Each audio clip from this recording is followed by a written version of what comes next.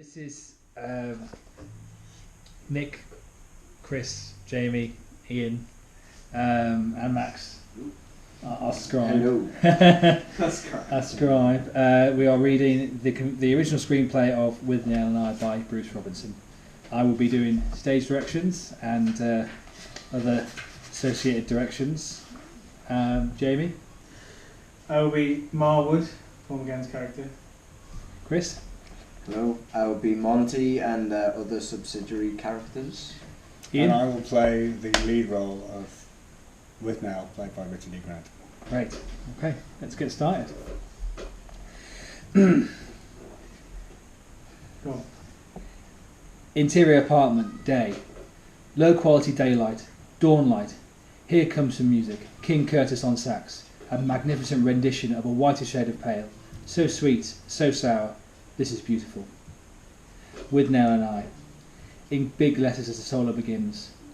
Principal titles will continue over this room. Despite the squalor, the room is furnished with antiques, heirlooms and other quality stuff.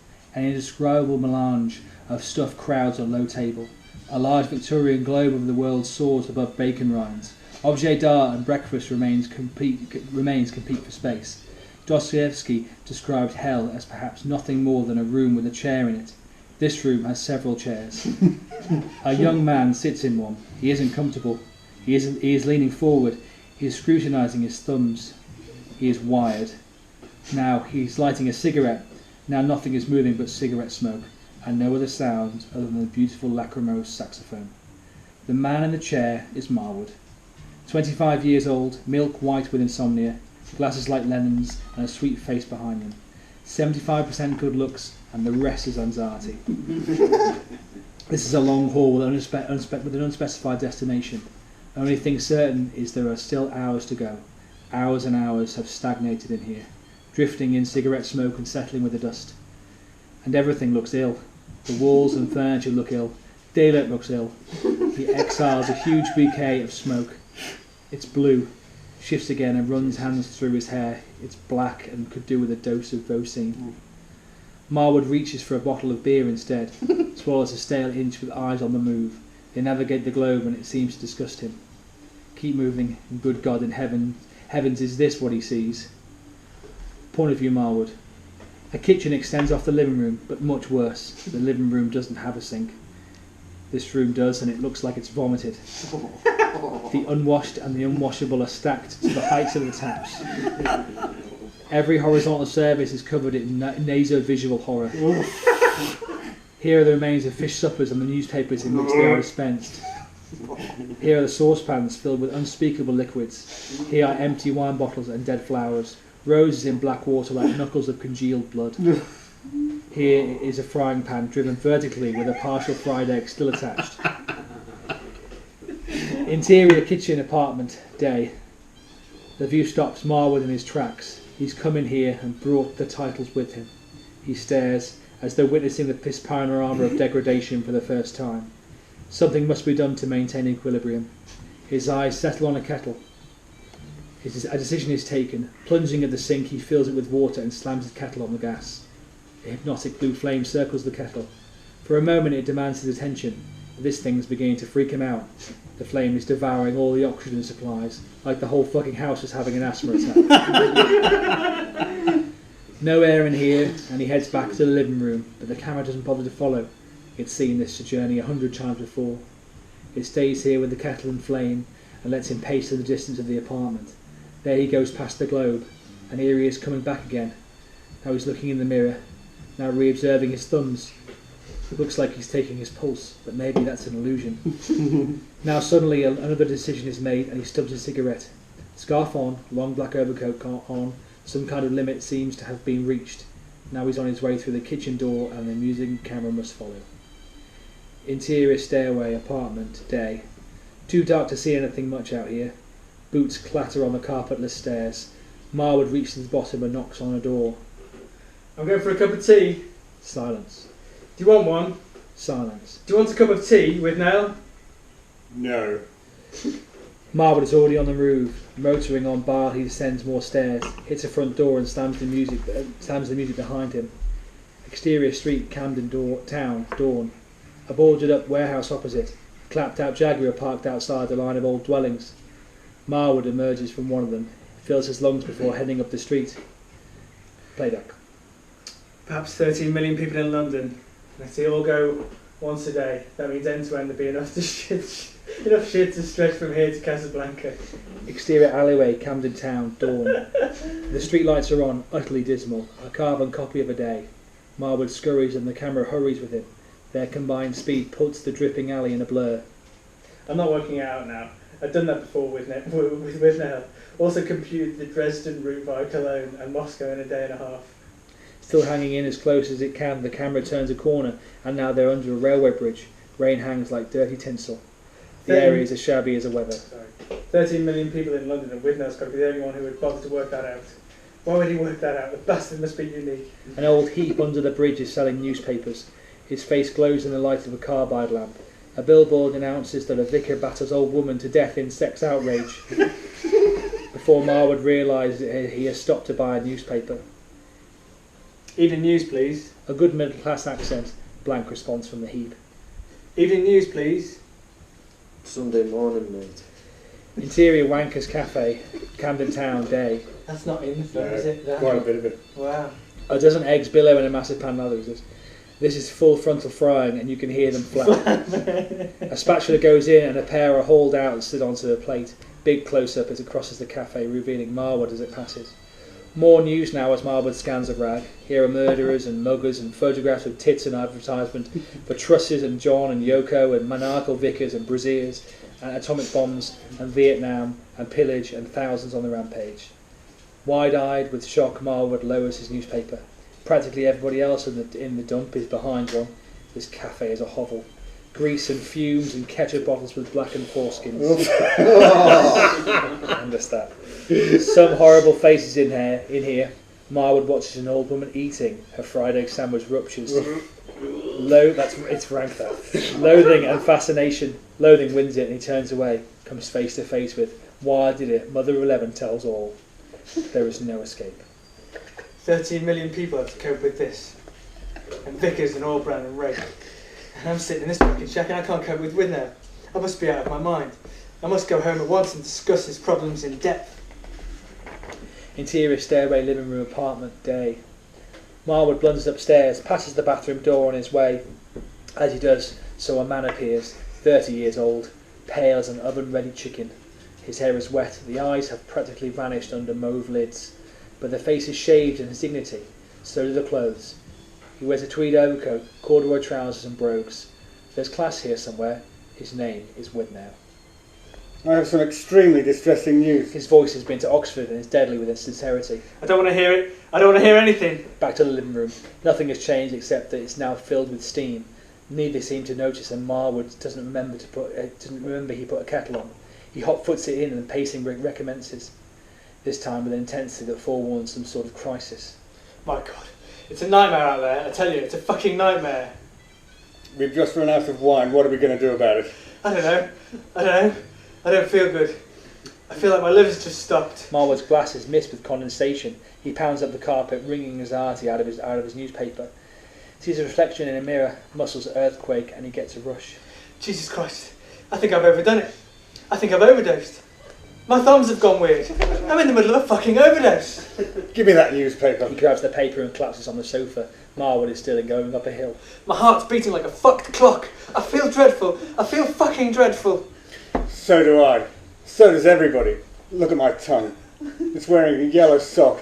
Sit down for Christ's sakes. What's the matter with you? Eat some sugar. He fights the newspaper into shape. Marwood gathers his senses and quicks it into the kitchen. Begins a frenzied search for a drinking receptacle. There's only a soup bowl. He's transferring sugar when Withnail appears through the steam. Listen to this. Curse of the Superman. Withnail is reading from the paper with a disturbed-looking grin. I took drugs to win medal, says top athlete Jeff Wode. Where's the coffee?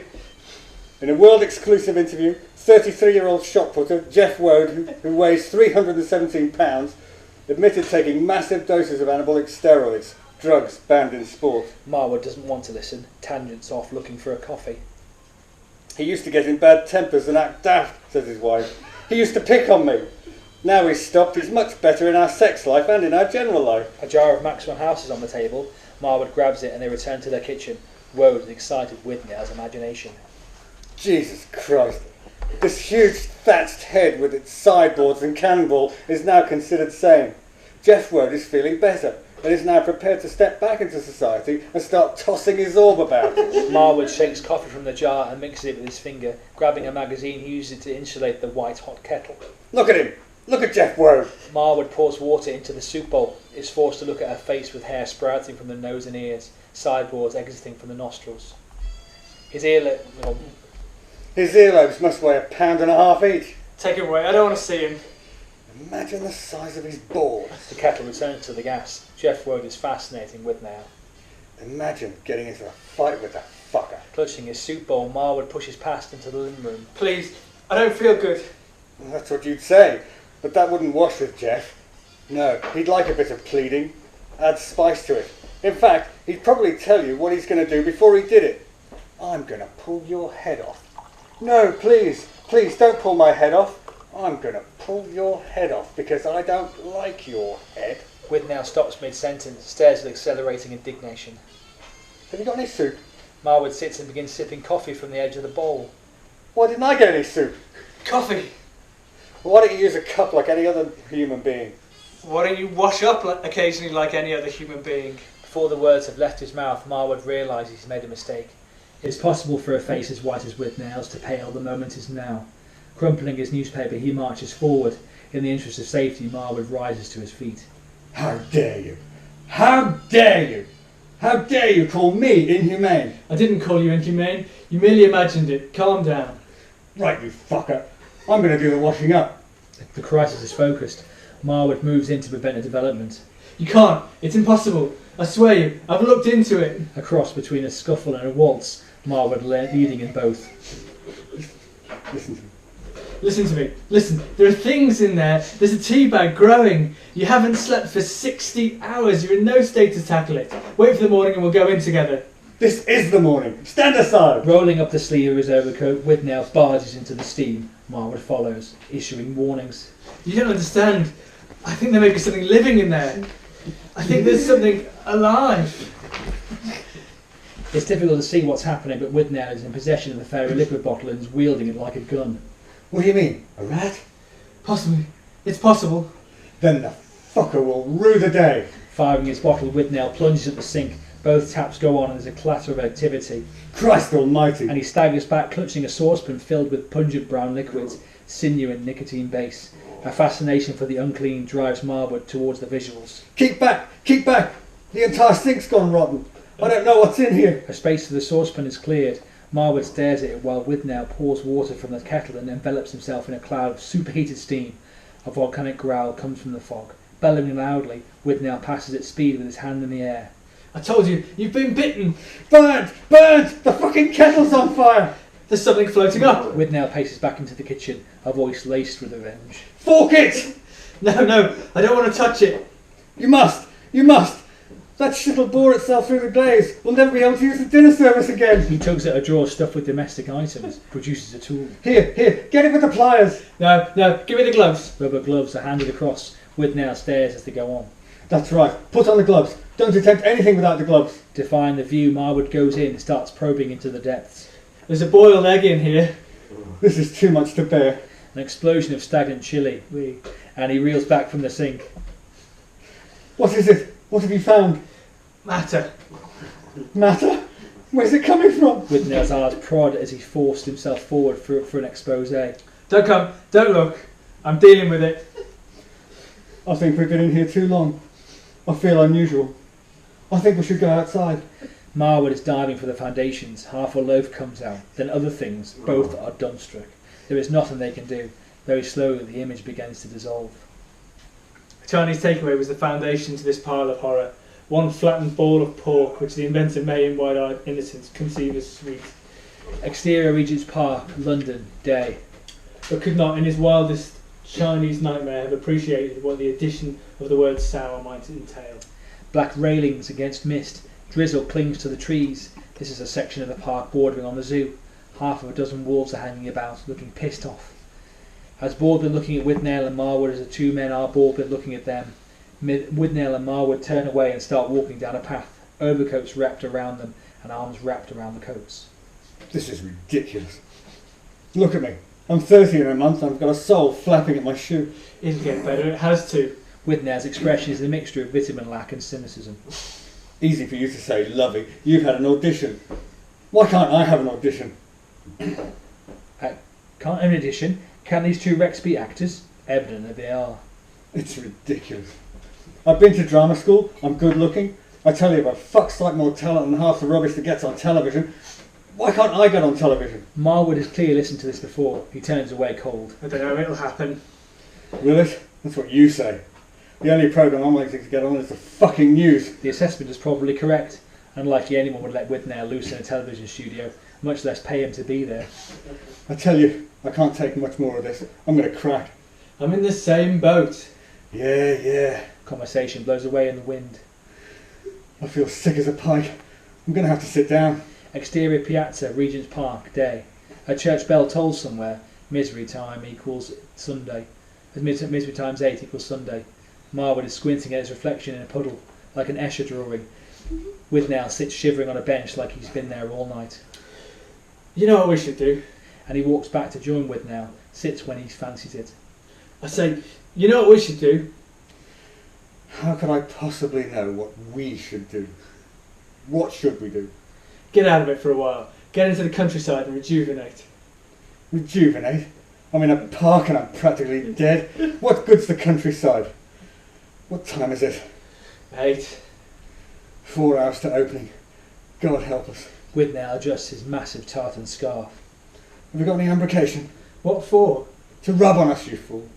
We can cover ourselves in DPs and get up against the radiator. Keep ourselves alive till 12. Withnail suddenly spits with great violence. An oyster is born. He observes it in a great state of partial hypnosis.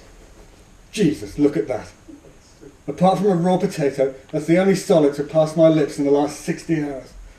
I must be ill. Interior living room, apartment, day. The shutters are open and Withnail stares across to the partially demolished building opposite. The site is silent but has a giant crane sporting one of those huge iron bash balls on the end of a chain. Even a stopped clock gives the right time twice a day.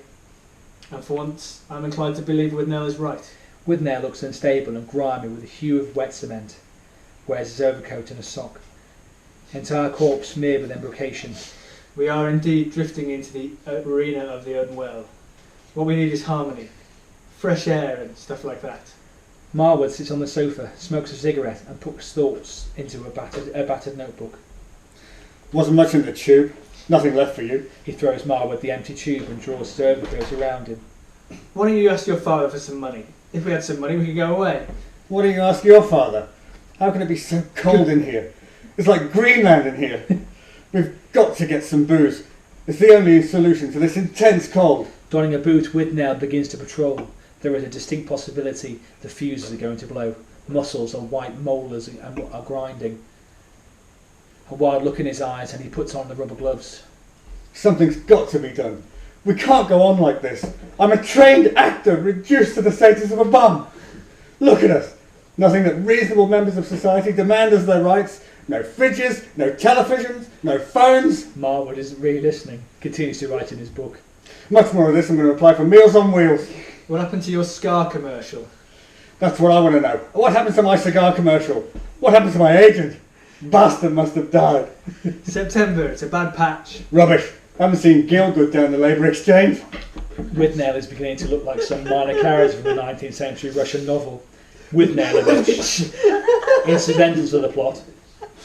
Why doesn't he retire? Grabs newspaper. Look at this little bastard.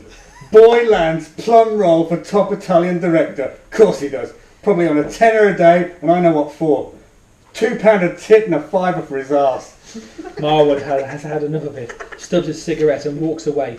Withnail is becoming unusual. He follows into the kitchen, looks with disgust at Marwood, who's got a fork going into a honey pot, muttering invective about the temperature Withnail poles off for his clothes.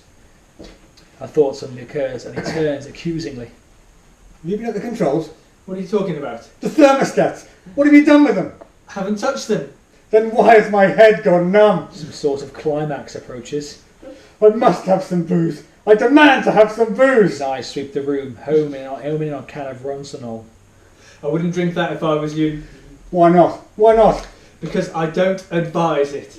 Even wankers on the site wouldn't drink that. That's worse than meths. Nonsense. This is a far superior drink to meth. The wankers don't drink it because they can't afford it. Levering the cap with his teeth, he tears it off. The mouth opens with a bilious cackle, and throwing his head back, Withnail downs the petrol in one. A falsetto whine follows as he comes up fighting for air. Marwood looks worried. Got any more? Marwood looks more worried. He shakes his head and steps back. This drug-crazed fool in overcoat and underpants seems poised to kill. Liar! What's in your toolbox? We have nothing. Sit down. Liar! You've got antifreeze. One comes on and one backs off, the latter with certain urgency. You bloody fool. You should never mix your drinks. The joke is an accident. It stops Withnail in his tracks. This is evidently the funniest thing he's ever heard. Barking with hysteria, he staggers forward. Suddenly he's down. He throws up on Marwood's shoes. Whoever will be spared visuals of this incident. Mercifully, all they'll see is his reaction. The victim may mutter, "Oh God, no!" But on the other hand, he may not. Some music gets in here. A single bleak electric guitar. Interior kitchen apartment day. The music will continue until I tell it to stop.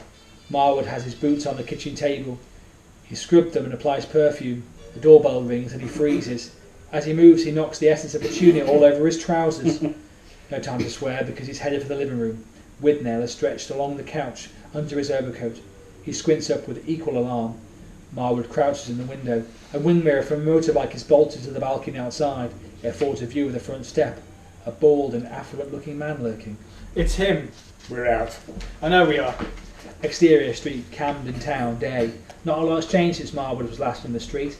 More people about, mainly Irish wankers hanging about the tube station for no apparent reason.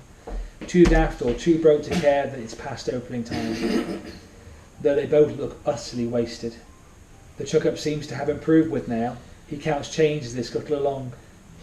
Alright, this is the plan. We'll get in there and get wrecked.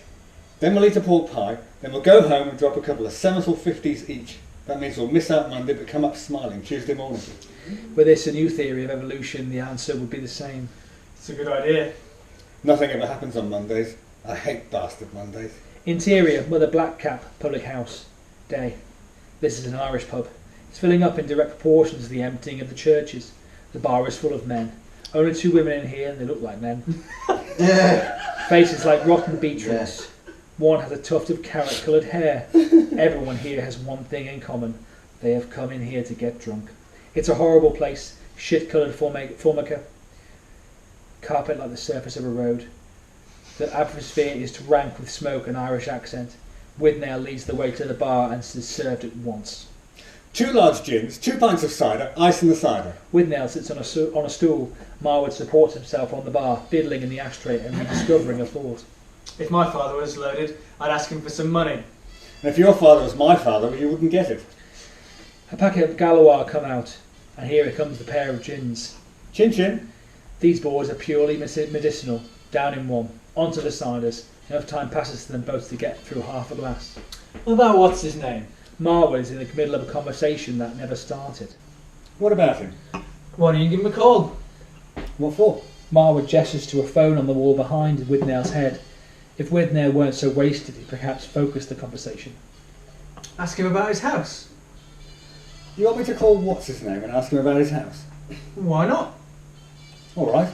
What's his number? Marwood is so spaced he has to think a moment before replying.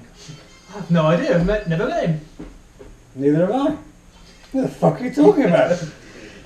Your relative with the house in the country. Monty? Uncle Monty? That's him. That's the one. Get the jag fixed up and spend a weekend in the country.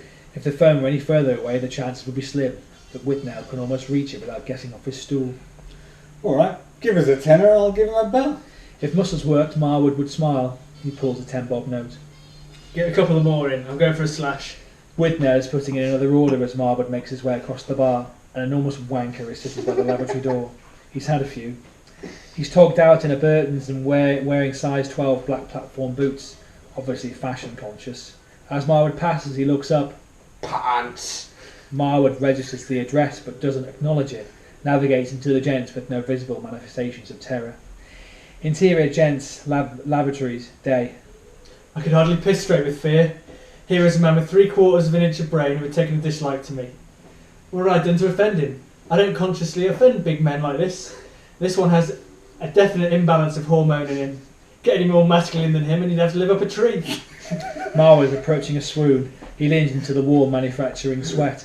I fuck arses is etched into the plaster with dedication. His senses capsize at the implication of the threat. I fuck arses? Who fucks arses? Maybe he fucks arses. Maybe he's written this in some moment of drunken sincerity. I'm in considerable danger in here. I must get out of here at once. Following his own advice, he zips and beats it through the door. Interior Mother Black Cat Public House, day. The pair of size 12 black platform boots are still in situ. Perfume pants. Marwood keeps walking and arrives at the bar. Withnail greets him with a puckered smile. You'll be pleased to hear Monty has invited us for drinks. Balls to Monty, we're getting out. Balls to Monty? I've just spent an hour flattering the bugger. 2 pints have just appeared. Withnail's interest is with them. There's one over there that doesn't like the perfume. A big one. Withnail manipulates a mouthful of cider, swallows it and turns. Don't look, don't look. We're in danger, we've got to get out. What are you talking about? I've been called a ponce. More pissed than sensible, Withnail swivels boldly on the bar. What fucker said that? The fucker who said that has just pulled full weight onto his size 12, and they're coming across the room. Intuitively, Withnail realises this is him. A profound change in his expression. This man is huge. Red hair, face and neck peppered with stubble, and bright red with drink. At the end of his arms are arguably the biggest hands in existence, both bramble patched with hair. As the wanker approaches, Withnail attempts to dissociate himself with Marwood, but the technique is totally unsuccessful, and Withnail faces the wanker. I called him a pants. Now I'm calling you pants. Pants. Would you like a drink? No, he wouldn't. He's had 10 pints. That's why he's over here.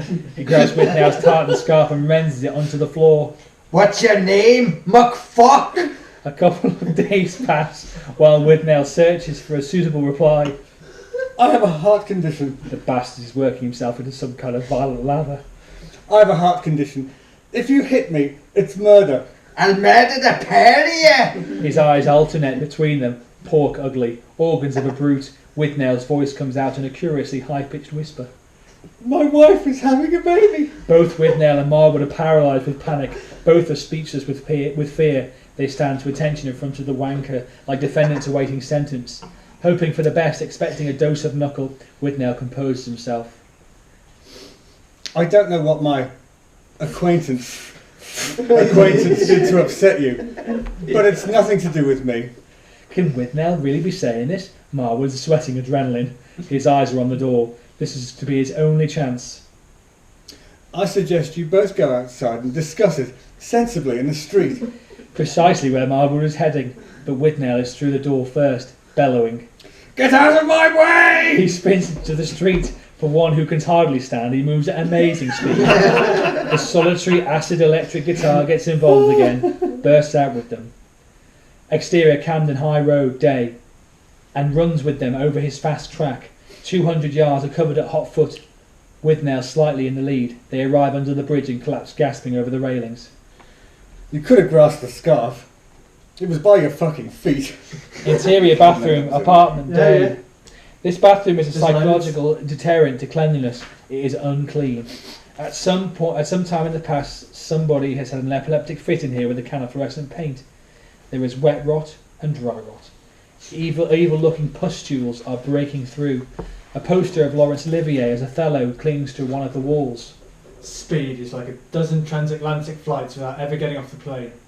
Time change. You lose, you gain. Makes no difference so long as you keep taking the pills. The room is very small. A lavatory on one end, a bath at the other. The type you sit up like in like a huge enamelled armchair. Marwood is sitting up in it, pocked and shocked, and attempted to shave. He wears a Shetland jumper rolled up just under his armpits. This obviously affords protection against the cold.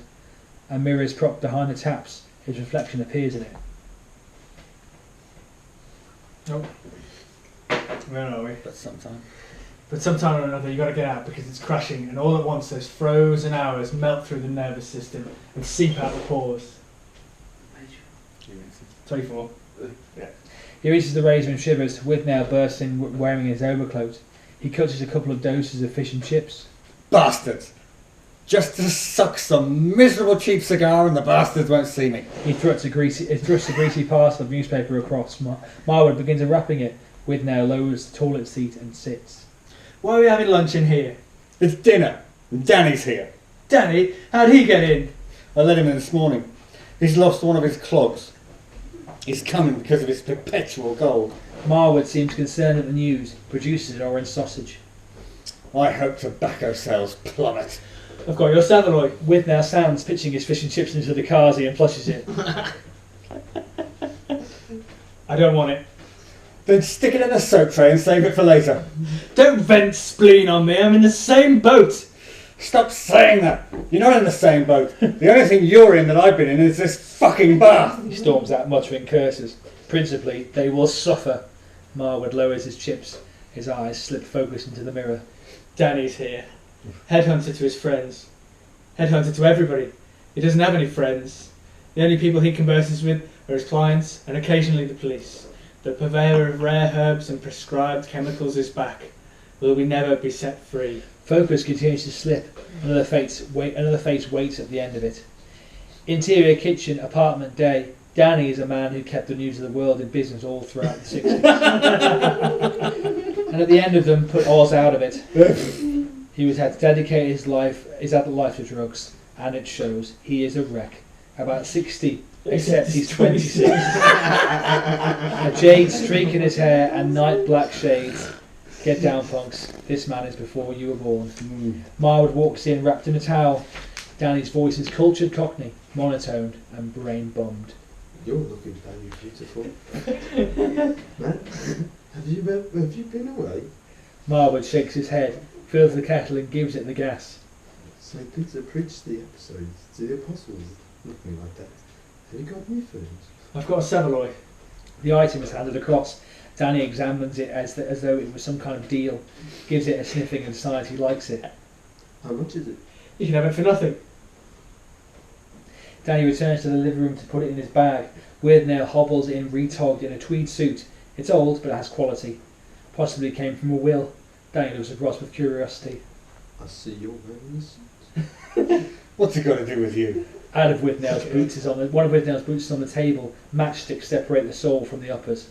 A cobbling operation is in progress. No need to get uptight, man. I was merely making an observation. He slumps on the sofa. Withnail carefully adjusts her paisley tie. Nice.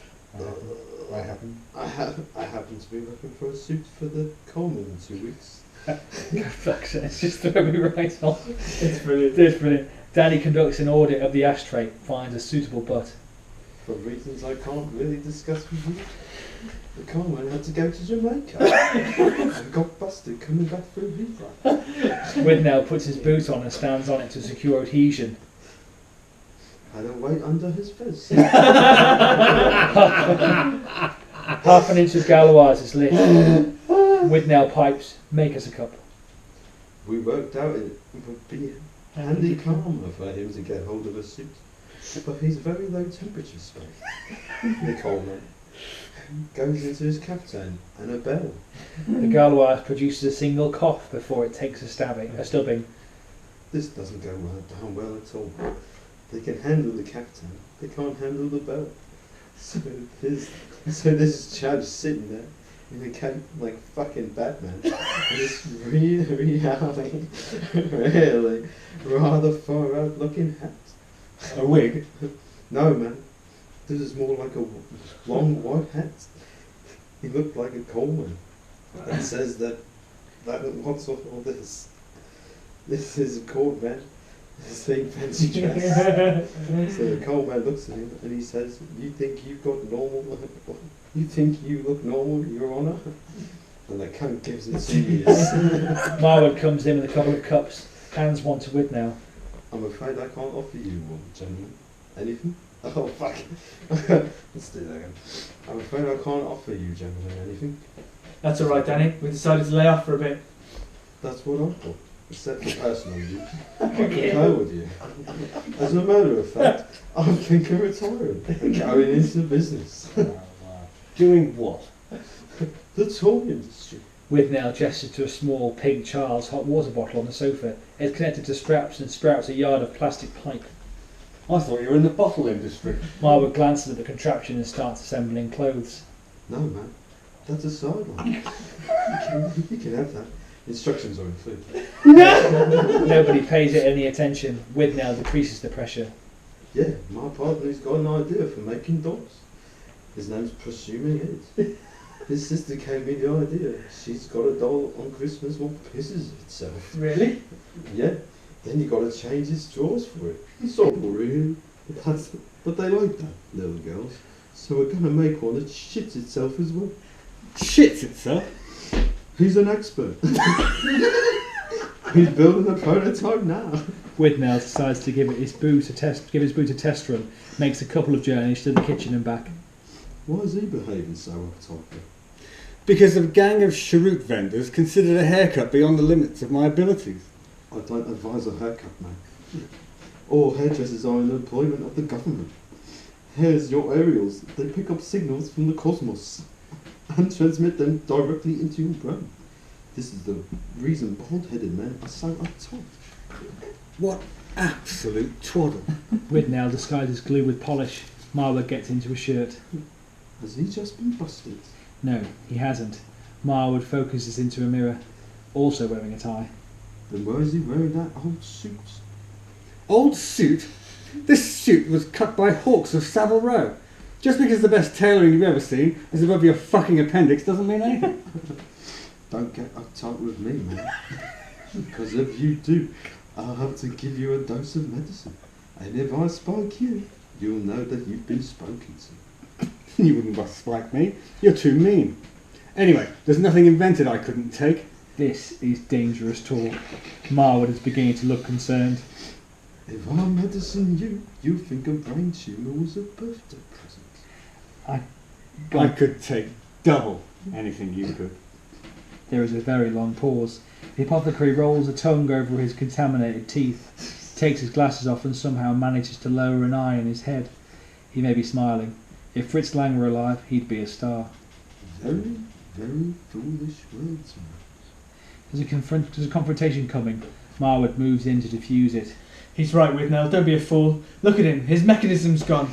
He's taken more drugs than you've had out of dinners. I'm not having this shag sack insulting me. Let him get his drugs out. Withnail watches with a supercilious leer as Danny empties his shopping bag. Horrible things in it. Food remains, dead flowers, a bottle of nail varnish, and a rubber doll. Perhaps the prototype? He holds it menacingly at Withnail. This doll is extremely dangerous. It has voodoo qualities. Withnail sniggers at it. Enraged, its owner. Its bald and ugly little head is torn off and its guts emptied on onto the table. 24 coloured spansels. A dozen soiled and assorted pills. Danny sifts through, isolating a tiny pink tablet. He looks up at Withnail as though this item prevents all further argument. Trade? Oh, fuck. Philodonophanes chloride. Penzajex. Street, the embalmer. Balls. I'll swallow it and run a mile. Withnail reaches for it. A khaki finger detains it where it is. Cool your boots, man. This pill's valued at £2. £2? You're out of your mind. That's sense, Withnail. You can stick it up your arse for nothing and fuck off while you're doing it. No need to insult me, man. I was leaving anyway. He gathers his equipment and stands. Things are pelted around him. Have either of you got shoes? Well